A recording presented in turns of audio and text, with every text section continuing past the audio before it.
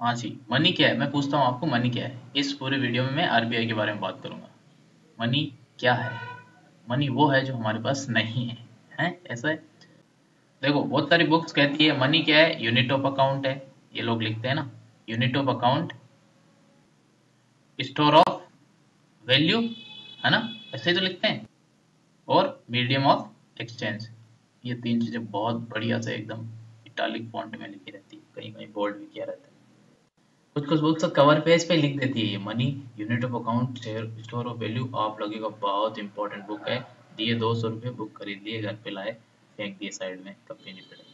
अरे सिंपल है। Store of value क्या है? मनी मतलब एक एक कागज के टुकड़े के अंदर कीमत समाई हुई है। उस टुकड़े से आप ले जाओ, एक 100 रुपए का गांधी आप लेके जाओ दुकान पे, बोलो तो उस 100 रुपए में 100 रुपए के इक्वल चीजों की जो वैल्यू है ना, वो समाहित है कि नहीं? अच्छा, मीडियम ऑफ एक्सचेंज सबको पता है। पुराने जमाने में नमक बेचने वाले आते थे। आज भी जो बंजारा ट्राइब है वो नमक बेचने आती है, और नमक बेचते हैं वो। और आप आपसे क्या लेते हैं? अनाज। तो अगर आपके पास बाजरा है या गेहूं है तो आप गेहूं दे दो, उसके 7-8 गुना आप अनाज ले लो। तो उनके लिए पैसा क्या हो गया? उनके लिए पैसा अनाज हो गया। Medium of exchange. यानी आज की दुनिया में हम क्या कर रहे हैं? आज हम कागज ले जाते हैं नीचे, और नीचे मतलब दुकान पे, और गए और एक्सचेंज कर लाए कोई भी चीज। तो ये मीडियम ऑफ एक्सचेंज हो गया, स्टोर ऑफ वैल्यू हो गया, और ये यूनिट ऑफ अकाउंट है। ये वेरीफाइबल रिकॉर्ड्स का पार्ट है ना। और इस दुनिया में आप देखोगे ना, सबसे कंट्रोल्ड और रेगुलेटेड, मतलब लास्ट रेगुलेटेड कोई चीज रहेगी तो वो रहेगा पैसा। लास्ट रेगुलेटेड चीज रहेगी वो रहेगा पैसा, मतलब मनी। और इस रेगुलेशन के लिए आपको पता होगा, एक संस्था रहेगी कोई हर देश के अंदर, और उस संस्था को कुछ नाम दे दिया जाता है। भारत के अंदर उसका नाम है रिजर्व बैंक ऑफ इंडिया, इसको हम RBI भी कहते हैं। देखो, ये सबसे इजी चीज है, हर किताब यही देती है, सारे स्टूडेंट्स यही पढ़ लेते हैं, और उनका इकोनॉमी खत्म हो जाता है। ऐसा लगता है आरबीआई के बारे में पढ़ देते हैं, CRR SLR, वो खत्म हो गया। तो मैं फटाफट ये खत्म करता हूँ, आपको आता ही होगा। इसको वैसे रिजर्व क्यों बोलते हैं, रिजर्व बैंक को?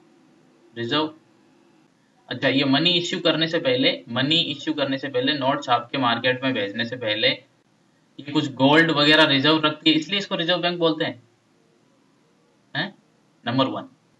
अच्छा, बैंक्स के पास जो डिपॉजिट कस्टमर का होता है, बैंक्स के पास जो डिपॉजिट होता है किसका?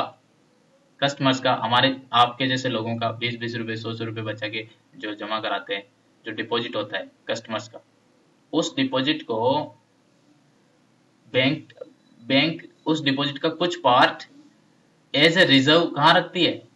आरबीआई के पास रखती है। क्या इसलिए उसको रिजर्व बैंक कहते हैं?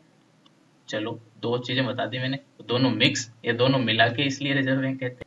आपको जो अच्छी डेफिनेशन लगे ना वो रख लेना। हाँ, फेसबुक पे लाइक कर देना, फ्री वीडियो कोचिंग, या फिर IAS.TOS, ये अपना एड्रेस है। दो पेज बना रखे मैंने, क्योंकि फ्री है ना, फेसबुक पेज का पैसा नहीं लेता है। एक और बनाऊंगा ऐसे ही। twitter.com IAS.TOS, और यूट्यूब पे सब्सक्राइब कर देना, youtube.com/IAS.TOS। इसको कहते हैं स्टेल्थ मार्केटिंग। अब आप स्किप तो नहीं कर सकते ना वीडियो, सो रहे होंगे, सो के देख रहे होंगे, कौन आएगा स्क्रीन पे, इसलिए मैंने ये स्टेल्थ वो कर दिया आपको मार्केटिंग। चलो टॉपिक पे। हाँ, तो हम मन की बात कर रहे थे। वैसे कोई किसी भी चीज का प्राइस कैसे फिक्स होता है, या शुरुआत, कोई भी इकोनॉमिक शुरुआत होती है उसमें प्राइस कैसे फिक्स होता है, मैंने ये सवाल पूछा। मान लो कि एक इकोनॉमी है, मैं चैलेंज करता हूँ, ये एग्जांपल आपकी थिंकिंग बदल देगा। इन्फ्लेशन और मनी सप्लाई के बीच कनेक्शन है। आपने कितना भी इकोनॉमिक्स पढ़ा होगा।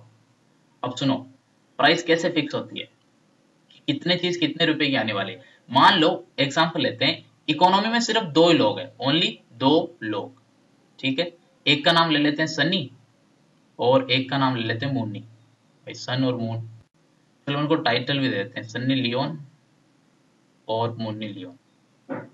खुश? फोटो दिखाऊं उसका? बहुत फोटो है मेरे पास। अभी देखो, मान लो सन्नी लियोन के पास 5 किलो अमरूद है, 5 kg अमरूद। अच्छा, और मुन्नी लियोन के पास 20 किलो क्या है? स्ट्रॉबेरी। स्ट्रॉबेरी। मान लो इस इकोनॉमी में और कोई नहीं है, सिर्फ दो ही है, सनी लियोन और मुन्नी लियोन। और अभी तक आरबीआई नहीं आई है, अभी तक सिर्फ एक्सचेंज होता है, बार्टर सिस्टम है। बार्टर मतलब लेन देन। मतलब आपके पास कितना सामान, मेरे पास कितना सामान, जिसको जरूरत है उस हिसाब से ले लो, क्वांटिटी के हिसाब से फिक्स कर दो।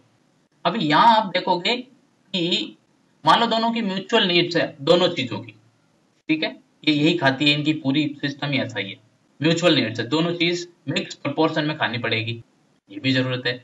अब देखो, इसलिए जो क्वांटिटी सप्लाइड है ना, वो डिसाइड करेगी नंबर वन प्राइस, है कि नहीं। नंबर वन लर्निंग हमारी ये रहेगी यहाँ से, जो क्वांटिटी है वो प्राइस फिक्स करती है, ना कि क्वांटिटी बोल तो डिमांड, क्वांटिटी सप्लाइड है ना, सप्लाइड। ये मान लो 5 किलो की सप्लाई है इसकी मार्केट में, इसकी 20 केजी की सप्लाई है, तो 1 किलो अमरूद, 1 केजी अमरूद इज इक्वल टू आपका कितना, इसे डिवाइड कर दो तो 4 केजी स्ट्रॉबेरी। ये रेट चल रही है सर मार्केट में, मान लो 1430 की बात कर रहे हैं। यहां तक बात समझ में आई क्या? तो इसमें समझने लायक क्या है, मतलब सनी लियोन के अमरूद महंगे हैं यहाँ पे, है कि नहीं, मुन्नी लियोन के स्ट्रॉबेरी सस्ते हैं। अब देखो, अभी आरबीआई टपक गया सर, 1934 आ गई, आरबीआई यहाँ पे टपक गया। रिजर्व बैंक ऑफ इंडिया बोला अब हम मनी सप्लाई करेंगे मार्केट में। क्या करेंगे? Money supply. अभी बोला हर चीज रुपए के टर्म्स में देखी जाएगी। इन्होंने कहा अब हर चीज क्या होगा, रुपए के हिसाब से देखी जाएगी, रुपए के हिसाब से उनका कैलकुलेट हो जाएगा, उनका क्या प्राइस है। ध्यान से सुनना, मन लगा के। अब देखो, इन्होंने डिसाइड किया कि मार्केट में ये लोग 25 रुपए रिलीज करेंगे, ओनली 25 रुपए मनी सप्लाई। क्या सप्लाई है? मनी सप्लाई क्या है? 25 रुपए। अब 25 रुपए मनी सप्लाई अगर इन्होंने की और वो ओनली 2 ही लोगों के पास पहुंची मार्केट में, 2 लोग कौन थे? मुन्नी लियोन और सनी लियोन। मैं पिंक कलर लेता हूं, थोड़ा रोमांटिक टाइप। अब देखो, 5 और 20, वो सप्लाई इन दोनों के पास पहुंची कि नहीं पहुंची? चलो कंफ्यूज मत करो। अभी मैं पूछूं आपको जीडीपी क्या है? जीडीपी पहला सीरीज देख लो वीडियो पे, जीडीपी नहीं समझ में आता तो जीडीपी मतलब टोटल इकोनॉमिक आउटपुट, ठीक है, इन गिवन ईयर। अब देखो, यहाँ का जीडीपी रुपए नहीं आया, रुपए से पहले काउंट करो कितना है। यहाँ का जीडीपी को आप करोगे 5 केजी अमरूद प्लस 20 केजी स्ट्रॉबेरी, ये यहाँ का जीडीपी है कि नहीं? अच्छा, आपने रुपए सप्लाई कर दिया, इतने रुपए सप्लाई है, और मान लो ये एक ही बार हैंड बदले, मतलब जीडीपी कितनी हुई भाई? जीडीपी 25 रुपए, इतने रुपए सप्लाई में। शुरुआत की है मैंने चीजों की, 25 रुपए की जीडीपी, चीजों की वैल्यू टोटल 25 रुपए के बराबर है। और इस इक्वेशन को 5 केजी अमरूद प्लस 2 केजी 20 केजी स्ट्रॉबेरी को आप और लिख सकते हैं, this is equal to 10 KG अमरूद। कैसे? क्योंकि ये जो 20 किलो स्ट्रॉबेरी है ना, ये 5 केजी अमरूद के बराबर है, ये हम पहले मान चुके हैं, क्योंकि म्यूचुअल डिमांड है, इक्वल सप्लाई है, इक्वल डिमांड है। कंफ्यूज मत करो, सिंपल ये मानो कि जीडीपी या तो 10 अमरूद के बराबर है इन क्वांटिटी टर्म, अच्छा, और यहाँ जीडीपी 25 रुपए की है, तो अगर तो अमरूद का वैल्यू क्या बना? अमरूद का क्या वैल्यू बना? अमरूद इज इक्वल टू, मैंने कहा 10 अमरूद जो थे उसका वैल्यू 25 रुपए, क्योंकि सप्लाई पूरी आरबीआई के थ्रू, सप्लाई 25 रुपए, तो एक अमरूद का रेट क्या रहा? एक अमरूद का रेट हो गया आपका 2.5 रुपीज। यानी इसकी जो प्राइस है वो सिर्फ और सिर्फ मनी सप्लाई पे डिपेंड कर रही है। अगर यही मनी सप्लाई 50 रुपए होती, यही मनी सप्लाई मार्केट में 50 रुपए होती, तो इस अमरूद की क्या रेट रहती? सन्नी लियोन वाले अमरूद की, इसकी रेट 5 रुपए होती सर।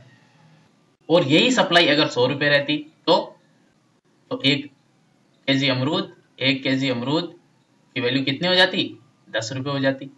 क्यों हो जाती? क्योंकि 100 रुपए मनी सप्लाई है, मतलब एक बार हैंड एक्सचेंज किया है, मतलब 100 रुपए की इकोनॉमी है, और इकोनॉमी की वैल्यू 10 केजी अमरूद के बराबर है। तो मैंने पहले कहा था 5 केजी अमरूद is equal to 20 KG strawberry, तो 20 केजी स्ट्रॉबेरी को 5 केजी बना के 10 किलो हो गया, या फिर इकोनॉमी 40 केजी स्ट्रॉबेरी के बराबर है। 2 तरीके हैं देखने के, दोनों की आप प्राइस देख सकते हैं। तो मेरा कहने का मतलब यहाँ से कंक्लूजन यही है, तो बात को समझने का कोशिश कीजिए, और ये कंक्लूजन निकाला जा सकता है सिंपल इकोनॉमी और कॉम्प्लेक्स इकोनॉमी के लिए। बाकी चीजें सेम रहते हुए मनी सप्लाई जब बढ़ती है तो प्राइसेस बढ़ती है, प्राइसेस बढ़ती है। यहां तो कोई ज्यादा इफेक्टेड नहीं हुआ, क्योंकि यहां तो दोनों के पास कुछ न कुछ था, लेकिन अब आप इस कॉम्प्लेक्स सिस्टम में, कॉम्प्लेक्स सोसाइटी में आप समझो कुछ सेक्शन ऑफ द पीपल, कुछ सेक्शन क्या, बहुत बड़ा सेक्शन ऑफ द पीपल जिनके पास एक्सचेंज करने के लिए कुछ नहीं हो, कुछ नहीं हो, बस उनके पास सिर्फ पैसा हो, थोड़ा बहुत पैसा, वो भी 2000 4000 पर मंथ का इनकम हो, 2000 या 4000। और उस समय मनी सप्लाई, अगर आरबीआई मनी सप्लाई बढ़ाए, मनी सप्लाई अगर बढ़ा दे खतरनाक, तो चीजों की प्राइसेस बढ़ेगी, प्राइसेस बढ़ेगी कि नहीं बढ़ेगी? आप कहोगे इक्वली इनके पास भी मनी सप्लाई बढ़ेगी। ये सिस्टम ना बहुत सारे हिंड्रेंसेस से भरी पड़ी है। यहाँ ये वेजेस वगैरह होती नहीं है, तुरंत चेंज नहीं होती है। ये वेजेस वगैरह जो गवर्नमेंट की स्कीम से लोगों को पैसा मिलता है, लोगों की जो बचत जो होती है वो एकदम से बढ़ती नहीं है, क्योंकि बहुत स्टिकी होती है। जबकि अगर मनी सप्लाई ज्यादा बढ़ गई तो इन सब का पैसा इतना ही बचा हुआ रह जाएगा, जबकि चीजों की प्राइसेस उसी मनी सप्लाई के हिसाब से डबल ट्रिपल जो भी मतलब होना है वो हो जाएगी। इसलिए इन्फ्लेशन बोले तो क्या है? महंगाई। महंगाई क्या है? किसी भी चीज की प्राइस में बढ़ जाना, प्राइस मतलब उसका एमआरपी बढ़ जाना, एमआरपी बढ़ जाना, है ना। मैं अब चीजें रिपीट करने लगा। तो आरबीआई मनी सप्लाई से प्राइसेस बढ़ा सकती है मार्केट में, आरबीआई मनी सप्लाई से प्राइसेस घटा सकती है, और इतना पावर इसके पास है, इसलिए आरबीआई को मॉनेटरी पॉलिसी एग्जीक्यूटर बोला जाता है, इसको इन्फ्लेशन कंट्रोलर भी बोला जाता है।